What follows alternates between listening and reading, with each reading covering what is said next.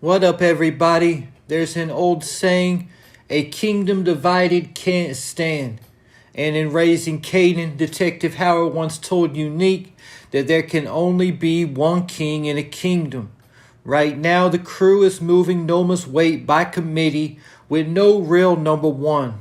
Noma and her men found Tariq, Braden, and Kane in Mecca's penthouse where Kane now lives, and they convinced her that they could replace Mecca as her New York distro.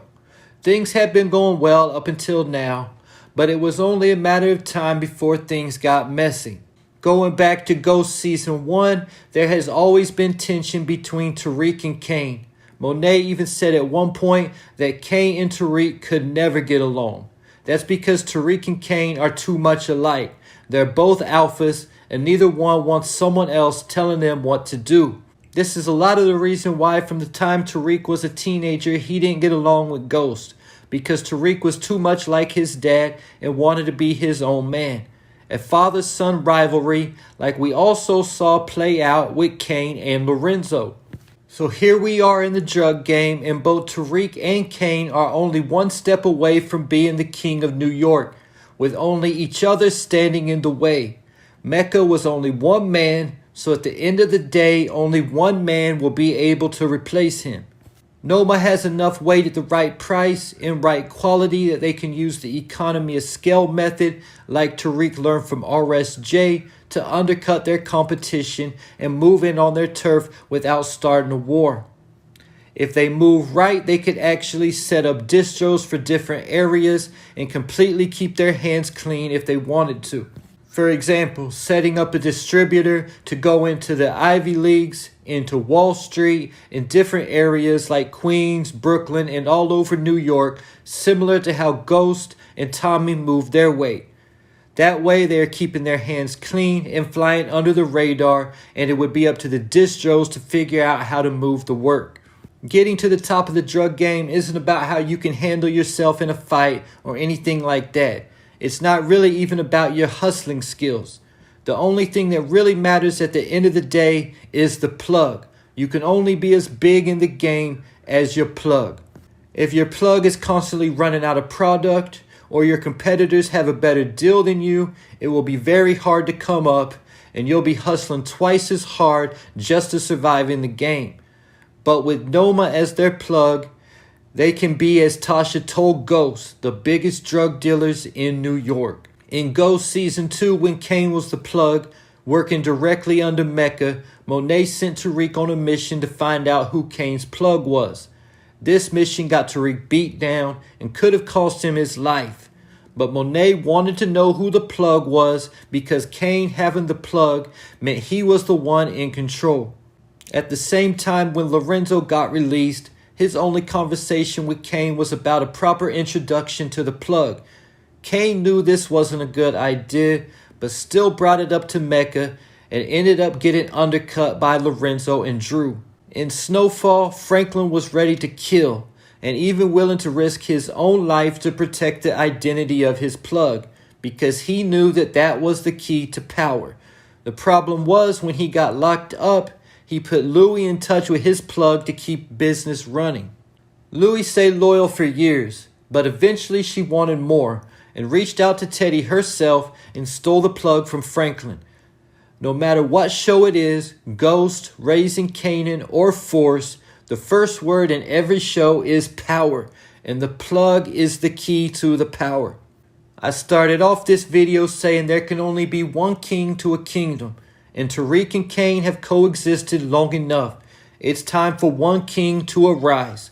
Kane now knows that Lauren is alive after watching Effie get charged in attempted murder. The general expectation is that Kane is going to call upon Braden to handle the job that he was originally supposed to do. But now that Kane knows that Braden isn't a killer, do you really think he would task Braden with this job again?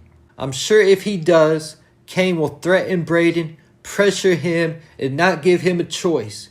But Braden has found himself in this position before and tried to handle it himself.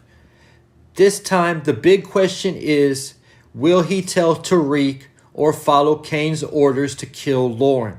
Since Ghost Season 2, Kane has been mastering Power Law 26. Keep your hands clean. But at the same time, there's times when you need to take matters into your own hands and utilize Power Law 3, conceal your intentions. I believe this will be Kane's mistake. He will threaten to kill Braden if he doesn't take care of Lauren, but this time I believe Braden will tell Tariq, and the two of them will come up with a plan to kill Kane. With Kane and Effie out of the way, Tariq will then have to convince Noma that him and Braden can handle the full distribution of the product. Obi has already said that he wants the whole crew at the re-ups.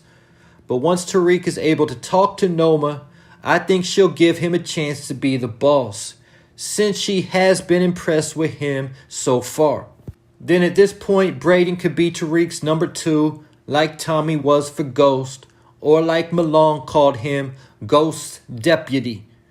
I talked about having a distro in different areas like Wall Street, the Ivy Leagues, and Queens, but at this point it might be better if they just had hubs in other cities. If they could move the work out of New York and into other cities around the US, this would be their best move, because right now it's too hot for Tariq and Braden in New York. Ghost and Tommy stayed under the police radar from the time they were teenagers all the way to Power Season 2. By this time they were around 40 years old. The main difference here is that it took Ghost and Tommy a lot longer to come up than it did Tariq. Ghost and Tommy started off as corner boys and had to work their way up in the game. Tariq started off working for kingpins, moving a lot more weight, so naturally there's going to be more risk and exposure, other than just worrying about the local neighborhood police. So Tariq's best move would be to hook back up with Uncle Tommy and start setting up shop in other cities. Tariq could really just be the middleman and let Tommy handle all the real work. This way Tariq wouldn't even have to touch nothing but the money and could worry about other things like going into business with RSJ. I mentioned earlier in the video how the plug is the key to the game, not how you can handle yourself in a fight or anything like that. Lobos and Diego Jimenez are perfect examples of this. But muscle is always a good thing to have, especially when you can't defend yourself. And we saw how Francesco Lombardi, the old Italian man and Noma's baby daddy, handled Tariq in episode 5, and how Reek's been bullied time and time again. So a boss can't be going around getting bullied. So the final thing Tariq will need to do before bossing up is hiring a security team. The only thing he'll need to make sure of while hiring his security is that they have plenty to lose, like a wife and children, and preferably even a mother and a grandma still living. That way they know to do their job and not to cross the line. Hire security with nothing to lose, and they'll end up running off with all your money like what happened on Snowfall. And there you have it. Leave your thoughts, theories, and predictions in the comments.